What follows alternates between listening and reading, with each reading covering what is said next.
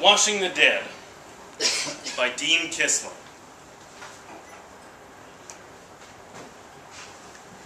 Farouk was afraid. He had doubts that any man could speak for God. He had prayed for guidance, and Allah had filled his mind with questions instead of answers. He was afraid of doing something horribly wrong. He was not afraid to die. There was no one left who depended on him. No wife, or child, or parent. Not even a goat with young of its own. No one would miss him. No one who would grieve.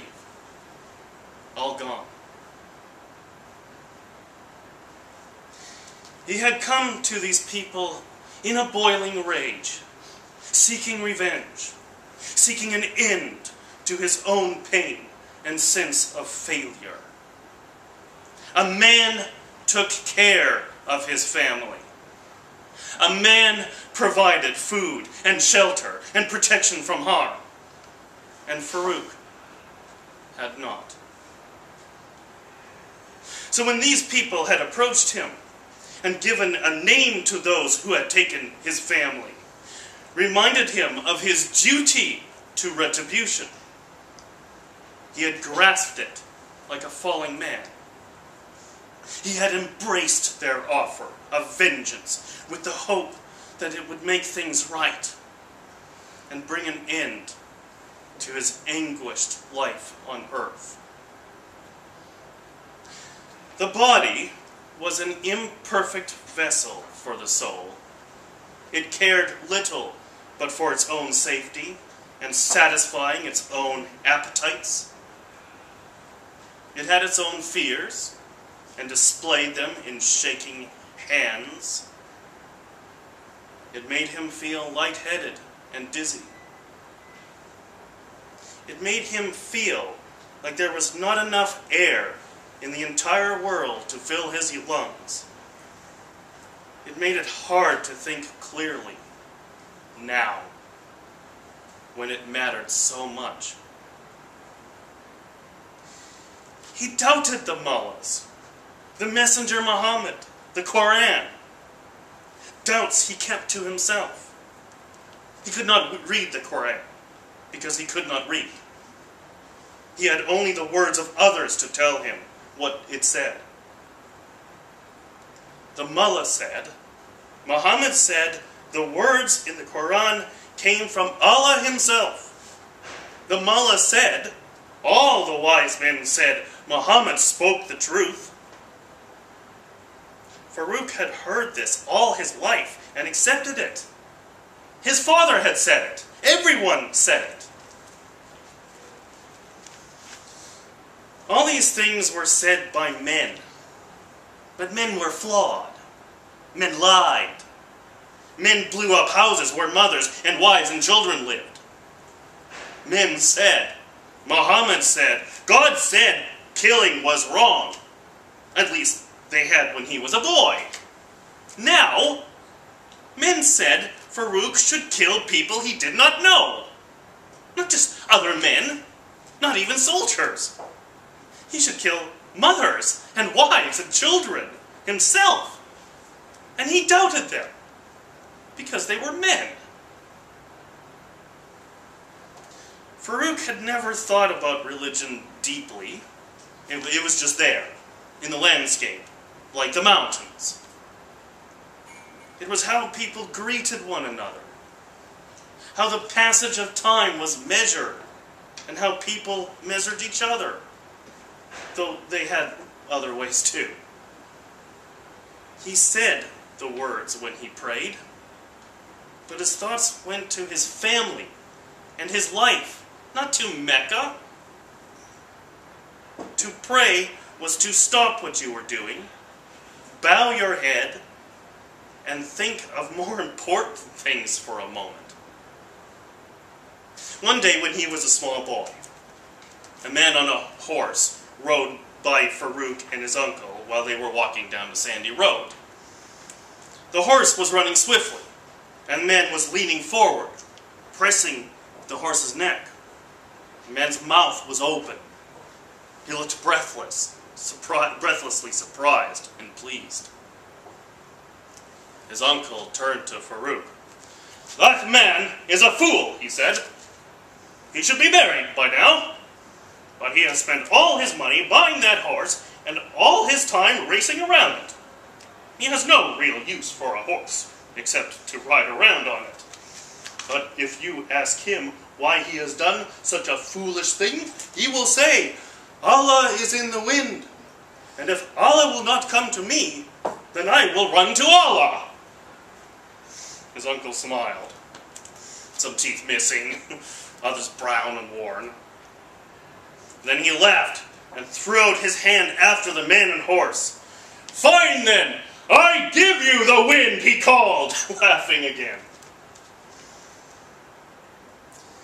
When he had first been instructed in how to pray, Farouk had gone through the motions to please and honor his father. Once, he had even silently apologized for his deceit, asked God to forgive him for his disbelief. That he would do so had briefly puzzled him, but he soon forgot it. After the bombing, when he demanded to know why his family had died, he remembered that he had apologized because he felt the presence of something, and felt it still. That something great existed in the world, was the world, was like the landscape and the mountains and the way people greeted each other. It was that something that he pressed for an answer to murder, and that gave him only questions. Who could know what it all meant? Perhaps the men who spoke of God were mistaken in their own understanding. Perhaps they were liars keeping secrets. Farouk longed for an end to his pain. He was ashamed of his failure as a man. He was ashamed of his anger, though he still felt that too. He did not want to kill strangers, the mothers and wives and children of strangers. He knew if he spoke any of this now, these people would kill him. They would call him Farouk, the coward, the one who let his family be destroyed and did nothing. They were putting a heavy vest on him now, showing him how to detonate it. They were telling him he was a hero, a martyr of Islam, that Allah would be pleased with him. And they were watching him very closely. They would drive him to the edge of the market. He would walk to this crowded center and blow himself up. That was the plan. The thing he must do settled on him with the vest. He felt the muscles in his legs and back receive the weight. His breath was deep and steady. He was strangely calm. "I am ready," he said. "I will do my best to please Allah." These people smiled and said soothing words and touched him on the shoulder.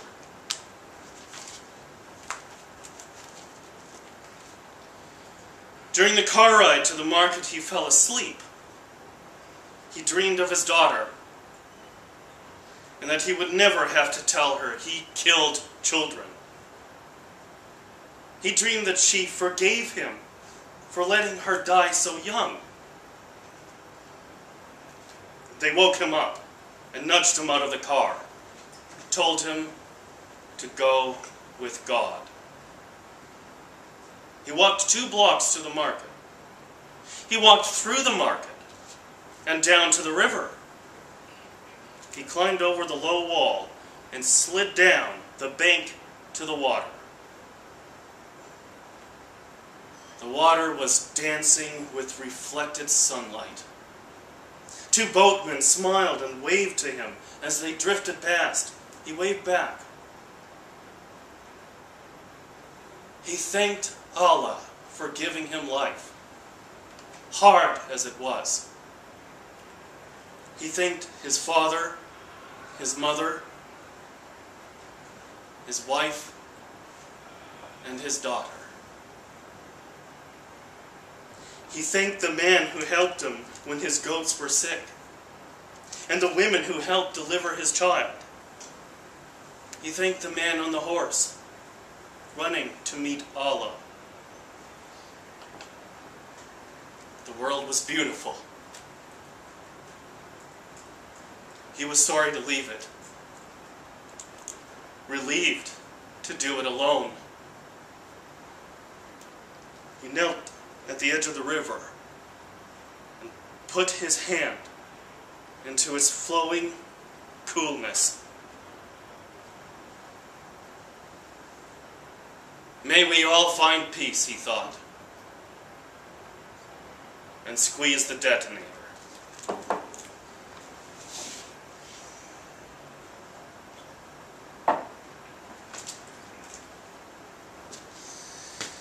The 92 M's understood that he had 2 jobs as a mortuary specialist: to suffer and to return dignity to the dead, and so to the living. It had taken him a while to understand this. The suffering came first. The 92 M was pretty sure the suffering and the living and the dignity were inseparable. From now on, anyway. But he had taken the job, so he would do it. The mortuary was cool and clean. They worked hard at keeping it clean. The smell was scorched decay, industrial antiseptic, tang of the citric deodorizer they put in the swamp coolers, blowing a steady, cool breeze of desert air through, their fans spinning, humming soothingly. The commander told them this morning he had tried to get them a Valorous Unit Award, like a Silver Star for the bunch of them. But it wasn't going to happen. The word came down that someone thought it was the wrong message. I'm sorry. I think you should get it. That's all. Carry on. Went around and told everybody in little groups so he didn't disturb their work too much. But his message ran ahead of him, and people stopped and gathered when they saw him coming. And they said, "Thanks anyway, sir." But it was still hard news to take. The 92 M was up for some Pink Floyd today. Just the right blend of outrage and heartbreak and beauty. That guitar, man, said it all. Maybe some Jimi Hendrix later, keep him going to lunchtime. He had a choice now. That one came from a burned vehicle, the charred fingers broken off the steering wheel. But here's one that still looks human, easier on the soul, usually. Sometimes they still have that last look on their faces, but heck, even then, sometimes they surprise you. Look serene, or just sleeping. You could say they all had a bad day, or some handled the moment better than others. Serene was easier to look at, but that would probably get creepy too if you saw too much of it. How much happiness could there be in being dead? The paperwork says this fellow here was a suicide bomber wearing a vest that malfunctioned. Only part of it went off. The vest was gone now, but the 92M could kind of picture it by the damage, how it must have been. A suicide to be proud of. Go off by yourself. Well done, see? Found something to like about you already. The dude looked like he was thinking some serious shit. Not mad, but fierce. Kinda had that noble savage thing going. Like these people could do so well. Make you feel like the world you lived in wasn't quite real. Just like Pink Floyd. Well, okay, partner. Let's get you cleaned up and see if we can learn your name. There was nothing on his clothes to identify him. No keepsakes or amulets to protect him from the evils of the world. Gone out the way he came in. Alone and on his own. No evidence of his buds or kin. Well, except the shapes and lines on his face. Some old scars. Everything and everybody left some kind of mark on you. The 92M was washing him off now. Blood and bits of flesh making their way to the drain in the floor. Massaging his face gently, helping him to relax a little, now that it was all over. Remember the good times. Why any of it meant anything. Why it was worth it. Why you would do it again if you had the chance. And there it is now. That guitar, man. Calling out to you with those high notes, almost pleading. Can you hear it?